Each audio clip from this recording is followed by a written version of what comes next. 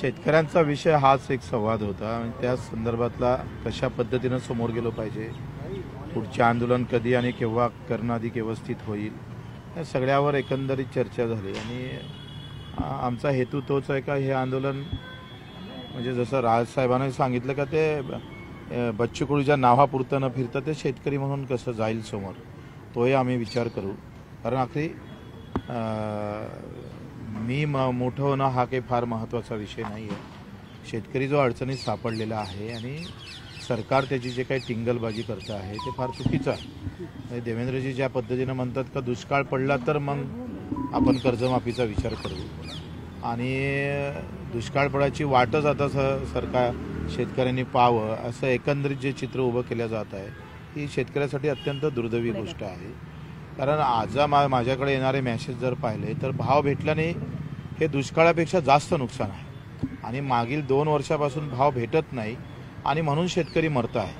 आता हे फडणवीस साहेबांच्या लक्षात आलं पाहिजे, हा विषय महत्त्वाचा आहे. म्हणून मी आमंत्रणही दिलं की आता आमची जे मराठवाड्यात यात्रा निघणार आहे त्या यात्रेत राजसाहेबांनी यावं आणि शेतकरी म्हणून संबोधित करावं. अखेरी आमचं तर शेतकऱ्यांचं आमचं स्वप्न आहे का मुंबई अनेक वेळेस बंद होताना आम्ही पाहिली, ती शेतकऱ्यासाठी एक दिवस बंद राहिली पाहिजे. आमचा तोही उद्देश हे आहे का किमान अर्धा 1 तास 2 तास मुंबईनं शेतकऱ्याच्या पाठीशी उभं राहावं.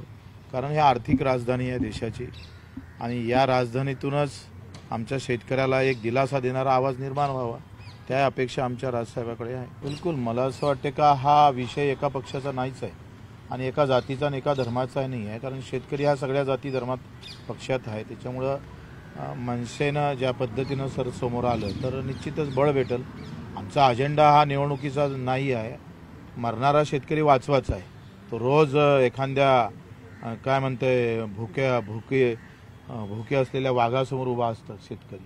तो कधी त्याचा जीव जाईल ना काही सांगता येत नाही. राजकीय अजेंडा नाही असं तुम्ही म्हणता, मात्र एकत्र आले तर राजकीय बळ मिळालं तर तुम्ही अधिक शेतकऱ्यांना चांगल्या पद्धतीने न्याय देऊ शकाल. राजकीय ताकद एकत्र मला वाटतं त्यावर बोलणं काही उचित राहणार नाही. आम्ही जर म्हटलं का हे आंदोलन जात धर्म पक्ष विरहित कसं करता येईल, कारण राजकारणापेक्षा आम्ही राजकारण त्या शेतकऱ्यासाठीच करायचं असेल तर आता पहिले शेतकऱ्याला न्याय भेटावा. मग मेंढपाळ असेल, मच्छीमार असेल किंवा दिव्यांग बांधव असेल, यांना न्याय हा 75-80 वर्षापासून उपेक्षित आहे.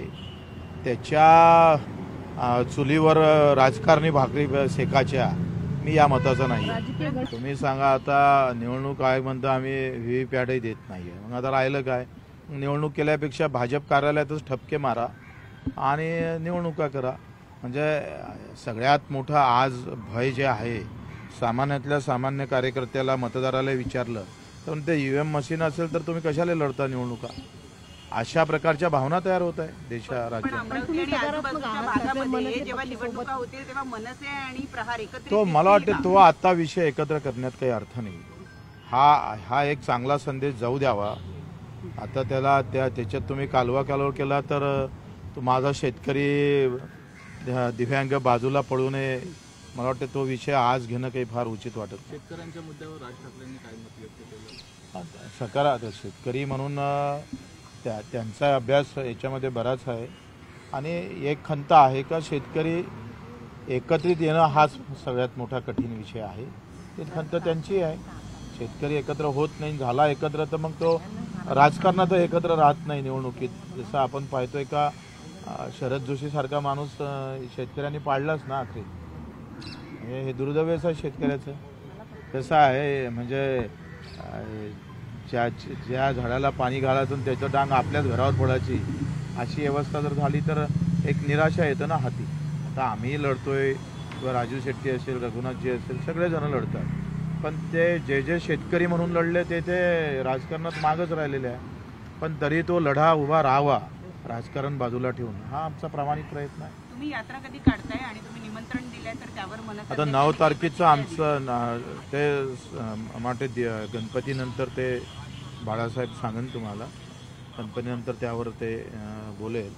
परंतु मला असं वाटतं का आत्ता आमचं 9 तारखेला रक्षाबंधन आहे. आम्ही वेदनेची राखी बांधणार आहोत सरकारला, मोदी साहेबांना आणि देवेंद्रजीला. त्यांचे मुखटे लावून सगळ्या आत्महत्याग्रस्त महिला 9 तारखेला वेदनेची राखी त्यांच्या हाताले बांधू, कारण ही काही लहान गोष्ट नाही आहे. रोज आकडा 10 ते 15 शेतकऱ्यांच्या आत्महत्येचा आजही आम्हाला नोंदणीकृत होतं. तर रोज 10-15 लोक जर मृत्यू पडत असेल तर ही म्हणजे एखाद्या युद्धामध्ये एवढी आकडेवारी नसतं, तेवढी आकडेवारी सरकारच्या धोरणामुळे निर्माण होत असेल तर हा गंभीर विषय आहे.